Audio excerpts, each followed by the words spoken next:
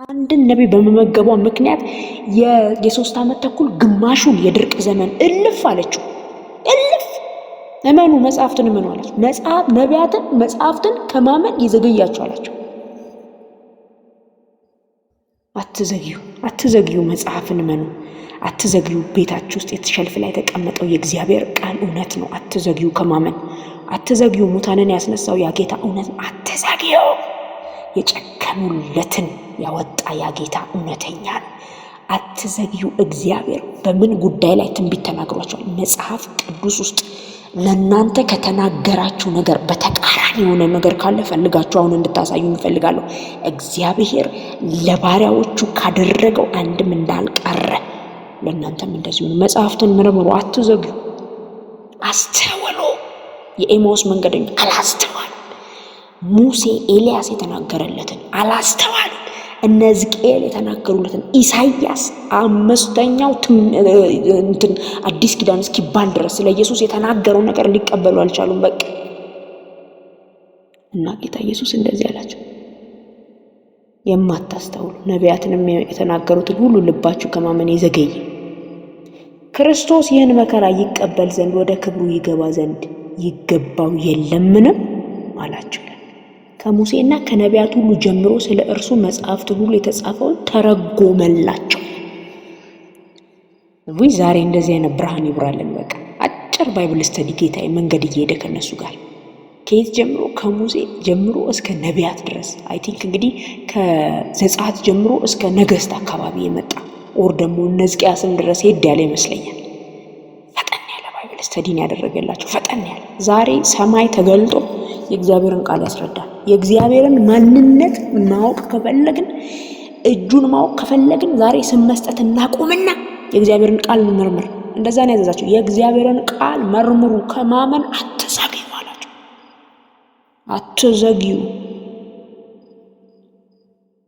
አትዘግዩ። ለእግዚአብሔር ለእኔ አሁን መቅደስ ማናት ብትባሉ እዚሁ ፕላትፎርም ላይ የምታቆኙኝ ነገር ብቻ ነው የምትነግሩኝ። እኔ ልታቆኝ ትችላላችሁ፣ ስለ እኔ ምንም አታውቁም። አሁን ብዙ ጊዜ የተቸገርነው እግዚአብሔርን እናውቀዋለን፣ ስለ እግዚአብሔር ማወቅ ግን ከብዶናል። አይ መጽሐፍ ቅዱስ ነዋ ስለ እግዚአብሔር የሚነግረን።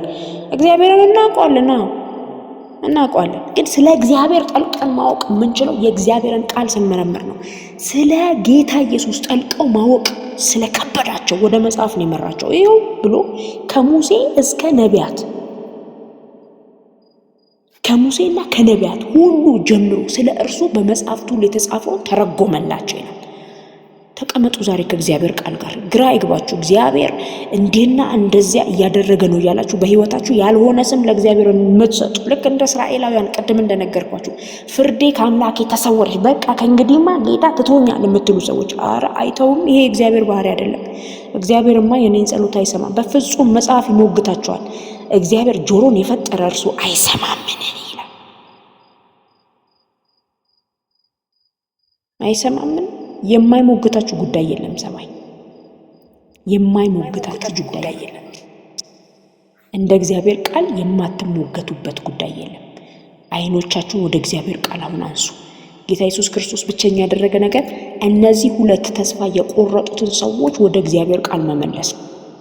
ከዚህ በኋላ የመጨረሻ ያደረገውን ነገር ጌታ ኢየሱስ ክርስቶስ ተካፍለን እንጸልያለን። የመጨረሻ 28 ላይ ቁጥር 28 ላይ እንደዚህ ላይ ወደሚሄዱበት መንደር ቀረቡ። ወደ ኤማውስ ኦልሞስት እንዳልኳችሁ ወደ 7 ማይል ከተጓዙ በኋላ እርሱ ሩቅ የሚሄድ መሰላቸው። ያው አንዳንድ ሰው ቤታችሁ ሊገባ ፈልጎ እንዲያው አልፎ በቃ ደህና አደሩ ነገር ብሎ አለፍ ይላል። ናግባ ስትሉት እንደሚገባው አይነት ሩቅ የሚሄድ መሰላቸው። እነርሱም ከእኛ ጋር እደር፣ ማታ ቀርቧልና ቀኑም ሊመሽ ጀምሯል ብለው ግድ አሉት። ግባ። ያው ሩቅ የሚሄድ መሰላቸው ሲያዩት።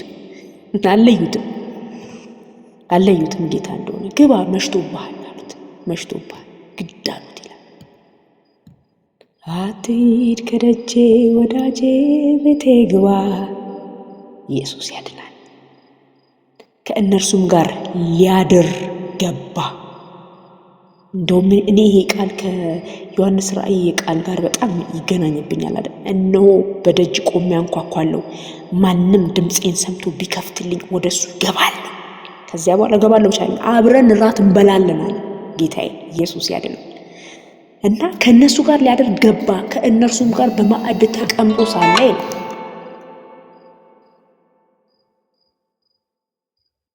ይቅርታ በማዕድ ተቀምጦ ሳለ እንጀራውን አንስቶ ባረከው፣ ቆርሶም ሰጣቸው። ይሄ በአንድ አይሁድ የተለመደ ነው። በቃ እንግዳ የሆነ ሰው ኦር ደግሞ እንደ ራባይ እንደ ረቢ አይነት ማንነት እንዳለው የታወቀ ሰው ይህንን ያደርጋል፣ ቆርሶ ያካፍላል። ይሄ ባህሪ ነው፣ የተለመደ ነገር እና ቆርሶም ሰጣቸው ይልና ልክ እንደተቀበሉት አይናቸው ይላል ተከፈተ። ኢየሱስ ክርስቶስ ያድናል። አወቁትም፣ እርሱም ከእነርሱ ተሰወረ ይላል። እቺ ኢንካውንተር ግድ ነች ለህይወት ዘመናችን። ፐርሰናል ኢንካውንተር፣ የግል ግንኙነት ግድ ነች። ያፈለገ አሁን ከፊታቸው የሚጠብቃቸው ምድር ነው፣ ምድር ዓለም ነው የሚጠብቃቸው ሊያገለግሉ። እነዚህ የኤማሁስ መንገደኞች ከደቀ መዛሙርቱ አንዱ ናቸው። የወንጌልን ብርሃን ለትውልድ ሊያበሩ በቃ ይሄ ሰዓቱ ነው፣ አሁን የደረሰበት ነው። ጌታቸው ራሱን በመስቀል ላይ መስጠት ብቻ አይደለም፣ መገረፍ፣ መተፋት፣ መጠላት ብቻ አይደለም። አሁን ራሱን ከሙታን መካከል የሚያነሳው ያ የእግዚአብሔር መንፈስ አንስቶታል። ስለዚህ አሁን እነዚህ ሰዎች ጌታቸው የሰራውን ስራ ሊሰሩ፣ ጌታቸው ያደረገው ነገር ሊያደርጉ፣ ከሱም የበለጠ ሊያደርጉ፣ ይሄ ማለት በሰዓት በታይም ጌታ ኢየሱስ ክርስቶስ 3 ዓመት ተኩል በአንድ ስፍራ በገሊላ አውራጃ አካባቢ ተገድቦ ነው ያገለገለው። እነሱ ግን በመንፈስ እንኳን እየተነጠቁ ሊያገለግሉ this is time። ግን ከዚያ በፊት የተስፋው ቃል ከመሆኑ በፊት አንድ ነገር መደረግ ነበረበት። የተስፋው ቃል ከመፈጸሙ በፊት አንድ ነገር መደረግ ነበረበት። ኢንካውንተር፣ የተነገራችሁ የትኛውም የተስፋ ቃል፣ የተነገራችሁ የትኛውም የአገልግሎት ቃል ከመፈጸሙ በፊት ከራሱ ከአምላካችሁ ጋር ከራሱ ከጌታችሁ ጋር ፐርሰናል ኢንካውንተር ሊኖራችሁ ግድ ነው። ፐርሰናል ኢንካውንተር ግድ ነው። እና እነዚህ ሰዎች እየገመቱ እንዳይኖሩ፣ እያጉረመረሙ እንዳይኖሩ፣ ከአገልግሎት ርቀው እንዳይኖሩ፣ ለሰማይ ያልሆነ ስም ሰጥተው እንዳይኖሩ፣ ለጌታቸው ያልሆነ ስም ሰጥተው እንዳይኖሩ ጌታ መጣና አይኖቻቸውን ገለጠላቸው። አይኖቻቸው ተከፈቱ። እና ያ አዳም